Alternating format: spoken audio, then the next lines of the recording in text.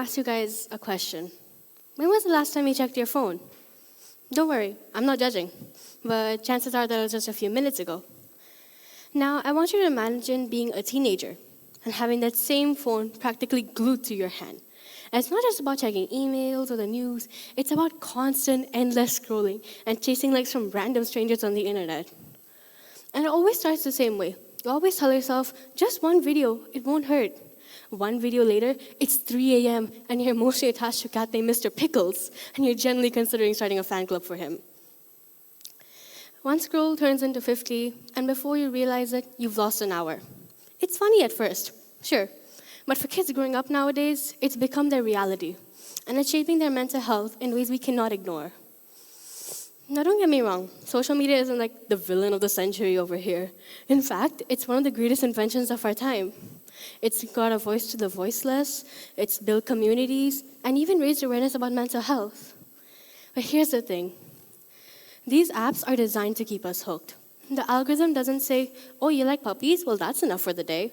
No, the algorithm says, oh, you like puppies? Well, here's 500 more. And by the way, one of them can dance. It's powerful, it's entertaining, but it can also be addictive and distort reality and quietly chips away at our self-esteem.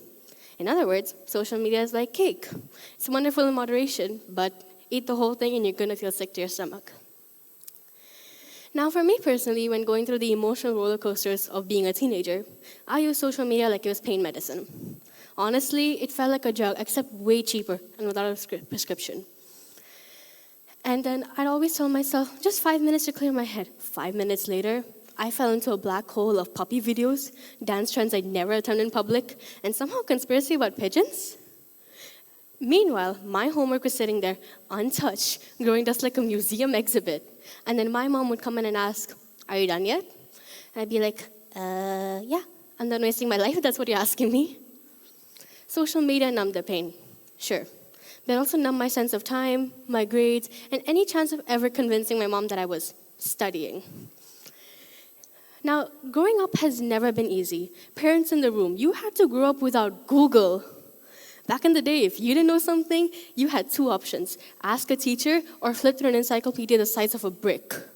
For us teens today, if we don't know something, we just type it into our phones, and 10 seconds later, we have the answer. What a luxurious life, right? But here's the difference. Back in the day, you weren't always reminded of what everyone was wearing, doing, or achieving. For us teens today, the updates never stop. Who got new shoes? Who went on vacation? Who suddenly became a gym rat? With all this pressure, I know growing up has never been easy for anyone. But for us teens today, it feels like we're living in a reality TV show called Keeping Up with Everyone Else's Life. And honestly, this pressure is getting hard over here. This pressure isn't even harmless because research backs it up. According to research, teens who spend more than 3 hours on social media are so much more likely to face anxiety and depression. That's because when your feed is filled with the perfect skin and edited bodies, it's so much more easier to start comparing yourself. And 70% of girls and 40% of boys have said that social media has affected the way they feel about their bodies. That's not just a number. That's real children growing up with a voice in their head telling them that they're not enough. And sleep is another victim as well, because 45% of teenagers wake up in the middle of the night just to check their phone. No wonder we wake up looking like extras from The Walking Dead. It's not because of zombies, it's because of TikTok. Social media doesn't just take time. It takes headspace. Every scroll is a competition no one asked to enter. They're smarter, they're prettier, they're happier, they're healthier, and apparently their lunch is better than mine.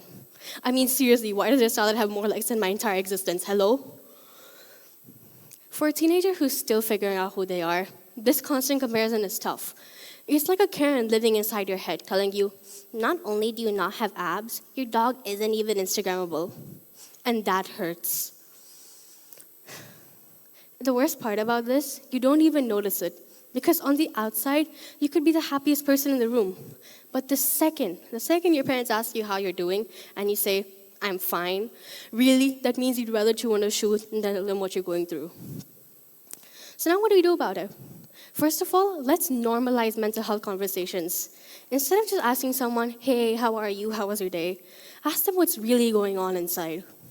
Second, be real. Share your messy moments. Share your burnt brownies. Authenticity is the new aesthetic. And finally, let's normalize taking a break from our phone. Parents in the room, I know you feel like Friday the 13th has arrived when you see your child on their phone. But trust me when I say this, that it's necessary for you and your child to learn that it's okay to take a break from the phone. The world won't end if you miss one TikTok trend. So the next time you see a teenager on their phone, don't just shout, put it down. Ask them what's really going on inside. That one question might mean more than anything in the world. Thank you, and yes, you may check your phone now.